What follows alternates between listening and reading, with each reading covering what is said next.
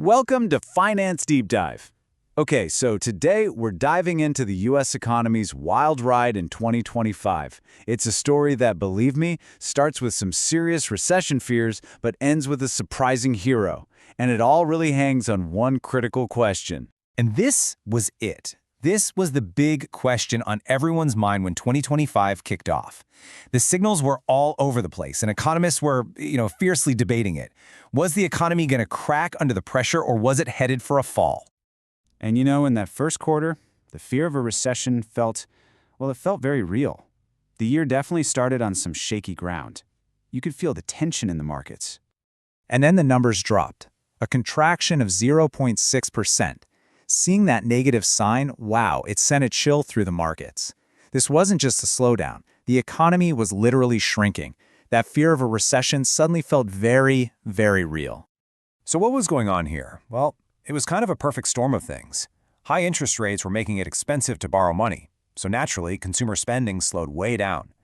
Businesses got nervous and started pulling back on investments. And on top of all that, exports were cooling off, and inflation was being stubborn, just stuck around 3%. But just when it looked like a downturn was a sure thing, the story did a complete 180. The second quarter delivered a comeback so dramatic it honestly left most analysts just stunned. Well, you look at that number, a surge of 3.8%. Talk about whiplash, right? Going from negative growth to a powerful rebound like this, it was a massive sign that the economy had a lot more fight in it than anybody thought. Confidence just came roaring back. So, how in the world did this happen? Well, consumers started spending again, which was huge. A drop in imports also helped the numbers. But the real star of the show was this absolutely massive investment boom, all happening in one specific sector.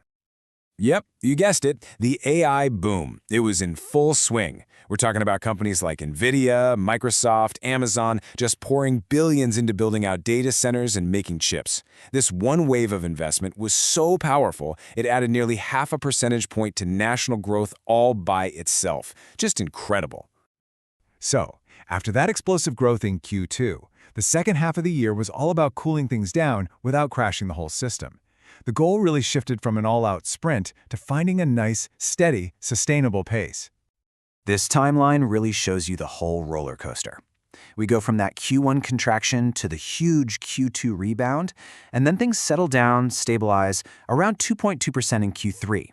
The forecast for Q4 shows it continuing to cool to about 1.8%, which is pretty much exactly what policymakers were hoping for. And this whole journey, this whole up and down, is really a textbook example of what's called a soft landing. It's that economic sweet spot, right? You're taming inflation by slowing down growth, but you're doing it gently enough that you avoid tipping into a full-blown recession. So, what's the big takeaway from this wild year? Well, the main message is one of just incredible resilience. The U.S. economy, it took a real punch in that first quarter, but it got right back up, and maybe even stronger than before. I think this quote just says it all, doesn't it? The U.S. economy isn't sprinting anymore, but it's standing strong.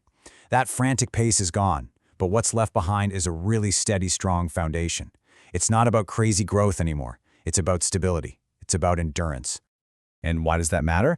Well, because pulling off this soft landing in 2025 totally sets the stage for what could be a much more balanced and sustainable recovery as we head into 2026. It's a really good sign of health and, a reason for some cautious optimism.